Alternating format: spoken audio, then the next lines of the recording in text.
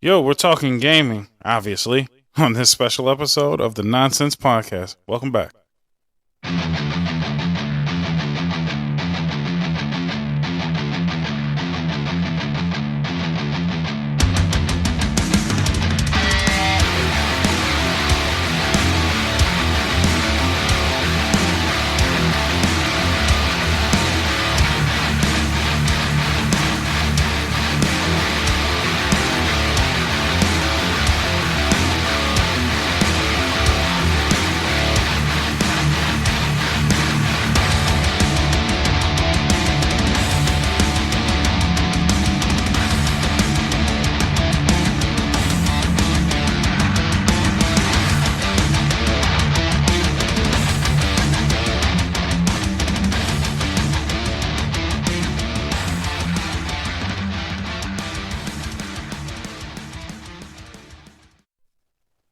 Welcome back, everybody, to another episode of the Nonsense Podcast. I'm your host, FM Bob. What's going on? How are you? Um, did you brush your teeth today? Just a quick question. So yeah, we're talking gaming today because it's been a minute since I've been around, and that's pretty much all I've been up to, other than a handful of bullshit. But gaming, as always, gaming is super important to me. It's super important to you, obviously, because you're here, you're listening to me, and you give a shit about video games, right? Right. Um, so what I've been playing for the last few weeks or so, since I've been around, Final Fantasy finally dropped this DLC because I don't think I've done a podcast since then. Probably not, but either way, I'll just run through it because the DLC didn't just add, basic DLC shit. It added, a few new features to the actual game, and biggest feature being that is, the fucking game got updated for PlayStation 5.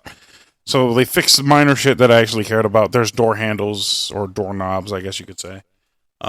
Textures are actually finally fixed. I don't know if I complained about that to you guys, but when I was playing originally Final Fantasy VII Remake, textures were awful in the background. They were god awful and super fucking ugly. And they fucking fixed it. So really glad that they fixed that in the main game. For Yuffie's DLC, Yuffie, for the most part, shouldn't even have been in the game yet, but they found a way to squeeze her in, and the way they did it was very well done. For fans of Final Fantasy VII Remake who potentially want to play all of this shit on their own, please don't listen to a good chunk of this podcast because I'm pretty much just going to spoil a few things. I'm going to try my best. But if you actually really care a lot, don't listen. So that's your warning. I will say this. The way that they implemented her in between, I think it was the second bombing run. So when they went back to go bomb Sector 5. And that's pretty much where, when they came back, when Tifa and Barret came back after Cloud Falls, that's pretty much where Yuffie's story kicks in. And that's a really good place to start it, I would say.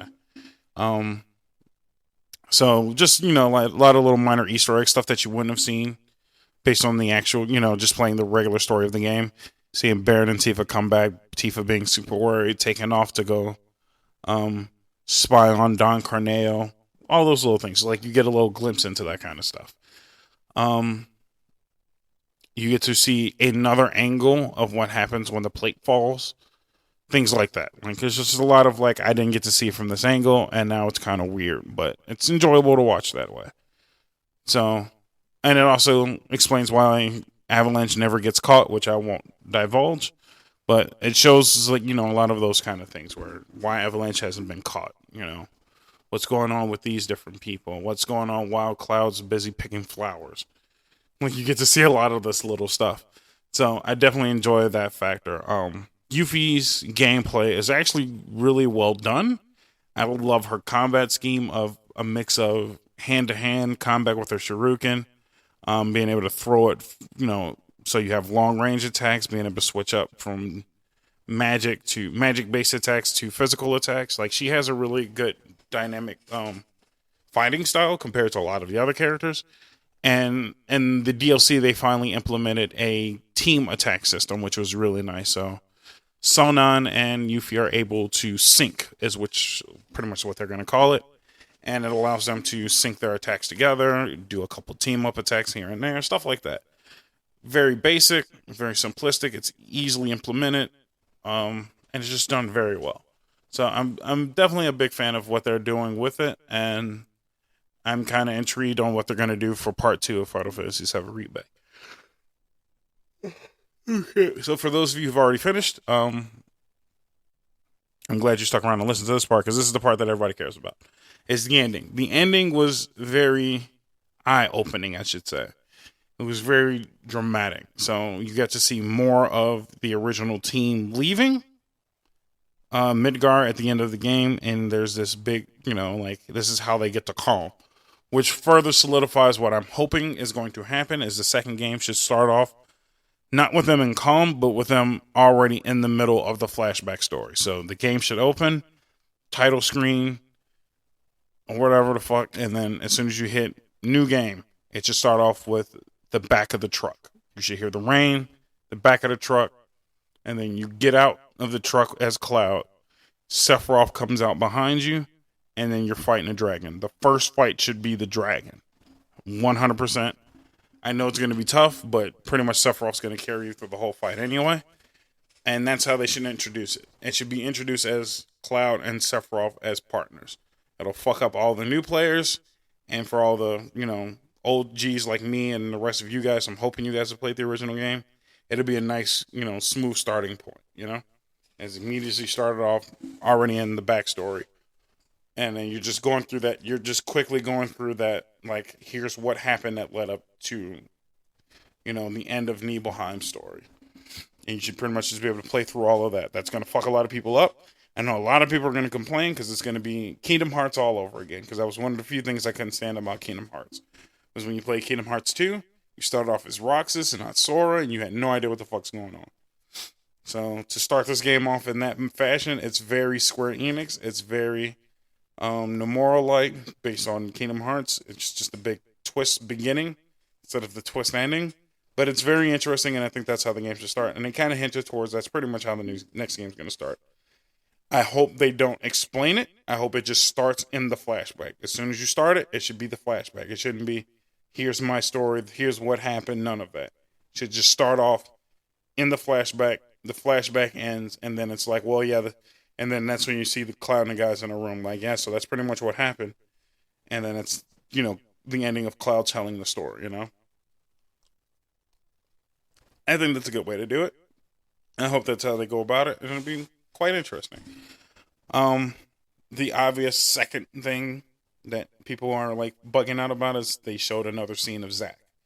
So Zack showing up to Sector 5's church, the Slums church, looking for Aerith. Zack doesn't see Aerith, and then the cutscene ends.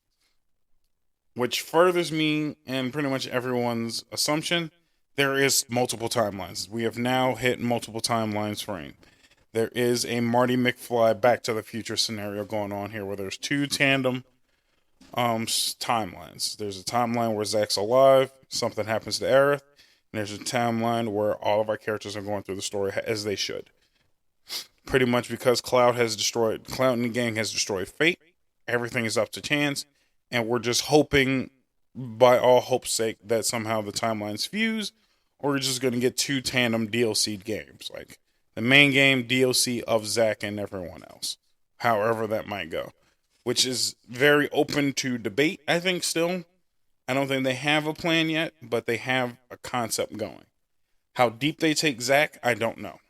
What I'm hoping is there's two fully different timelines. We know for a fact that in Zack's timeline, everything up until that point should still be the same. Up until the point of him almost dying. So I would like to hope that Angeal is still a thing. Or at least what happened with Angeal is still a thing. Potentially what happened with Genesis is still a thing. Sephiroth still being evil is still a thing. So these are all things that are accurate. Cloud being alive might still be accurate. We don't know for sure, but there's no reason for Cloud to be dead. The worst case scenario is Cloud might be confronted about his memories much sooner. He won't have time to believe he's in Soldier. Worse at best, as soon as Cloud thinks he's in Soldier, Zack's there to say like, "Yo, like it's okay, man. It's the Michael poisoning. You weren't in Soldier. You were a Shinra military guy, but you were never actually in Soldier." So he might bring Cloud down just a peg. Cloud might still be a fighter. He still might be helpful. He just might become a gunman. You know what I mean? Who knows? Maybe he becomes strong enough to use Zack's sword because he still fought Sephiroth. I won't say in hand to hand, but he was able to lift the Buster Sword, stab the shit out of Sephiroth, and not kill him, but then be stabbed by Sephiroth and then still toss him off of him. So he's the reason why Sephiroth is dead, quote unquote. So it's a possibility. Zack Cloud might still be fairly strong, but just won't have the stigma of being a soldier. So he might just be a little more unsure of himself, you know? But he's still alive and still will be a fighter. There's an off chance where, you know, Aerith has already been recaptured, and maybe the gang is looking to recapture Aerith sooner. So now you have maybe Cloud, Zack, Tifa, Barrett, and all the rest of the Splinter Cell of Avalanche going to, you know, take down Shinra much sooner and recapture Aerith. That could be a thing. Who knows? There's a lot of like ideas floating around, and I'm really excited for pretty much any aspect that they can go on at this point. Anything that they do with Final Fantasy is pretty much is about as interesting as it gets. I'm definitely like all in for it.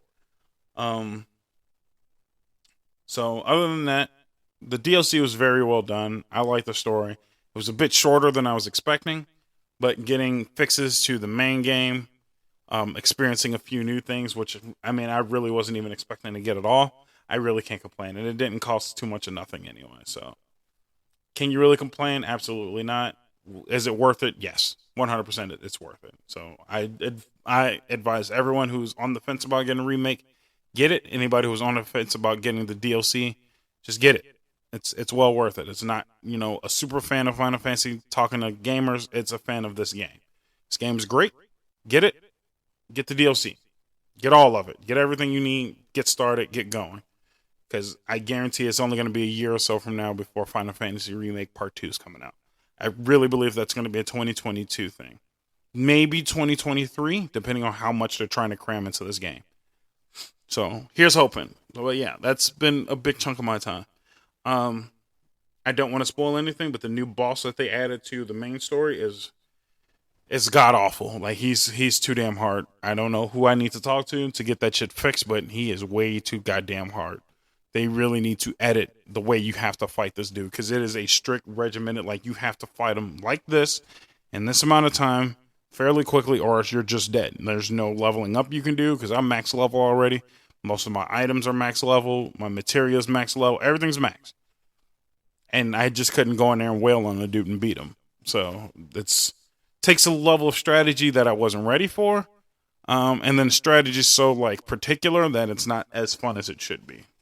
At this point, I don't think any, and I mean, this is true to Final Fantasy in general, but the side bosses typically are just much harder than the main game's super boss. So, just like they always do, they made a side boss way too damn hard. So, still doesn't make the game less fun. It's just, it's too damn hard. It's just honestly, that boss is too fucking hard. So, but I mean, that's just my fucking opinion, you know? Like, take it or leave it at what it is.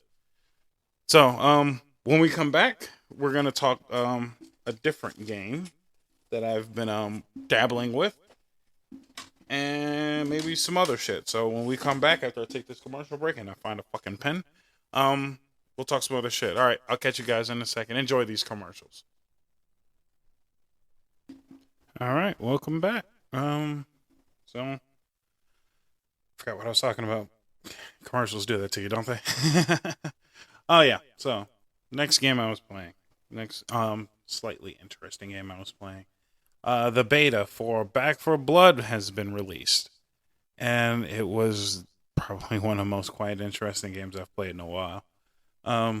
So for those of you who haven't heard of Back 4 Blood is pretty much Left 4 Dead. Left 4 Dead was a very popular game back in like 2002-ish, I think. Let's take a quick look. Give you a little bit of a video game history lesson. Left 4 Dead. Let's see when that came out. Left 4 Dead came out in 2008, actually. No shit. So it was a 2008 game, because right, that was prior to me leaving high school. And then 2009 is when Left 4 Dead 2 came out. So damn, right, literally back to fucking back. I know Left 4 Dead 2 is a big fucking like Xbox PC game, and I ended up getting it on PC like years after it was fucking popular. Like I don't think I started playing Left 4 Dead until maybe like 2000, like 2010, 12ish, something like that. Because that was one of the first few games I played with my girlfriend. Me and her had a lot of fucking fun playing, and that's when we were still in a long distance ish relationship.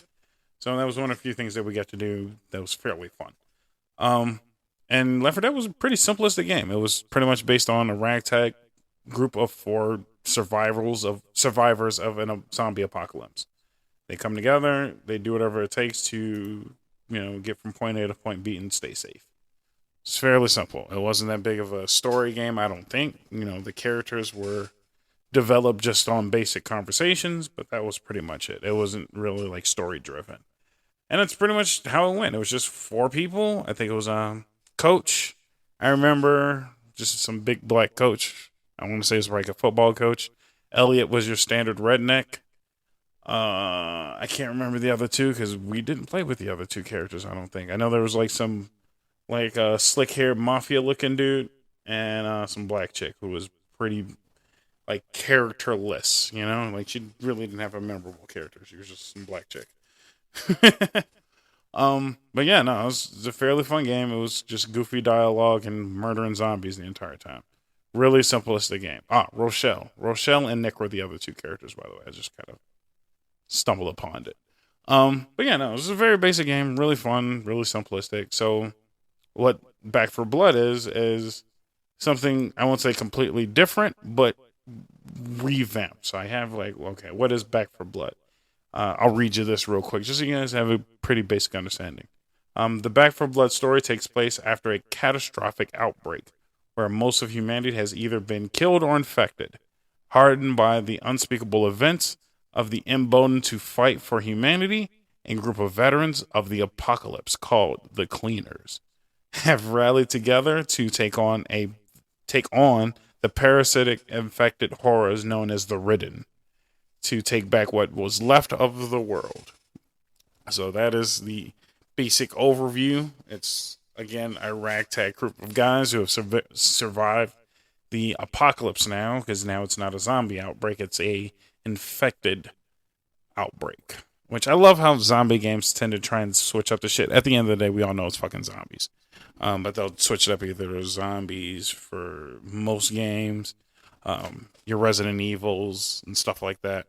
You have walkers for the Walking Dead games, clickers for fucking Left Behind. What is it? Left Behind? Some shit. What is the other game that I can't stand? Left Alive? No, Left Alive is good. What's the other bullshit game that everybody loves so fucking much? That have the clickers. Oh my god, it won Game of the Year, some shit. I can't fucking remember that game. But yeah, it's just fucking stupid how they keep changing up it's zombies at the end of the day. I don't know why we're still fighting the fact that they're zombies. Like, just leave it alone. Like they're monsters, okay? But either way, this one has its own brand called the Ridden, which they're just infected parasite monsters, which is like, all right, whatever. They're still zombies. Like, I could care less. I think the only reason why I actually care for these, in the same way they did Left 4 Dead, and you have your basic monsters, or zombies, the slow-ish moving, they just grab you and swipe at you monsters. And then they always have these like really ridiculous variants. So Left 4 Dead had like spitters and screamers and tanks and shit like that, just different bigger versions of the monsters. And Back 4 Blood's pretty much following the same way. I don't remember all their names yet because I only played the beta for a bit, but they all have their own like specific names because they do specific different things. Like they have big, brawlers or tanks or exploding monsters and shit like that. They all show up quite often. They all just are a nuisance when you see them. I think the biggest pester one now is one that's they call it a hawker. I remember because they kind of like spit this gross loogie at you, and then you just get cocooned and stuck to the ground. It's a pain in the ass, and there's just really no way out of it unless you have a stun gun to like shock the shit off of you, I guess. But yeah, and so it's just interesting concepts that they throw in the game. My favorite thing being right now compared to Left 4 Dead is now there's a big, huge weapon base now. Like, Left 4 Dead kept things fairly simple. You had, a long range sniper rifle, pistols, an assault rifle, and that's pretty much it. And then, your melee weapons, swords, bats, sticks. This one has a Back 4 Blood has a full customizable weapon system. So you get your M16s, you get your M4 carbines, you get your scars, you get the Barrett 50 cal, you get a nice arrangement of guns. You still get your bats with barbed wire, your spike bats, giant machetes, axes. So you still get your fair share of melee weapons as well. The bigger thing is with the handguns and rifles is you're allowed to customize them. So sights, barrel attachments, muzzle attachments, different types of mags, different types of ammo. All nice new additions to this fucking game. So that's one of the few things I really cared about. I did enjoy being able to customize on the fly. I think the one downside to the customization system is once you throw something on, you can't take it off. You can only replace it. So many times we have accidentally picked up a scope with our pistols, and now we're sitting there with a fucking sniper scope on top of a basic ass fucking 1911 pistol. Such an annoyance. No way to take it off. I really hope they at least... I can understand maybe some of the other items, but at least with the fucking sights, like, please allow us to remove them. I don't even care if you can remove them and they're gone, but just allow us to be able to remove them. Sorry, sleeping. But yeah, no, I do enjoy the new shooter style. They added this card-based perk system. I haven't gotten too used to it yet, but it's fairly decent. I definitely enjoyed it. It was a nice little extra perk. So getting like extra health or extra damage resistance, maybe a perk that allows you to do specific things over other characters, was also a nice touch. Even having the characters themselves have different perks. So like the character I play with, was a military veteran, so he always started off with a pistol. Whereas some of the other characters started off with melee weapons that were best suited to their skill set. So a lot of little details that they added to it. So now playing with different characters is also important. So just a lot of nice little touches. The beta itself that I got to play through was the first act, which is 8 different levels, which is a lot of game to play. Like, those levels are fairly long the first time around, which most of these games are like that. When you aren't sure of what you're doing, you spend a lot more time looking around, peeking around stuff, looking for secrets. And then once you get acclimated to it, you kind of run through it a little quicker because you know what to expect.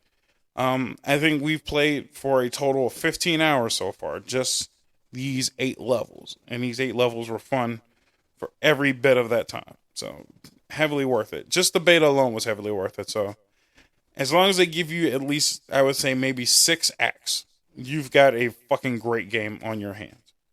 As long as there's 6 acts, that's 6 acts, 4 missions apiece. That's a long game. That's a very long, long game.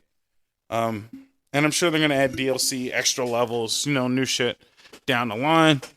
But that's all I'm asking for. 6 acts, 8 levels apiece, and I think that's a solid game. I have no complaints. There's also a player versus player mode, which we didn't touch. And it's just 4 humans versus 4 infected monsters. I'm not big into multiplayer games like that, and neither is my girlfriend.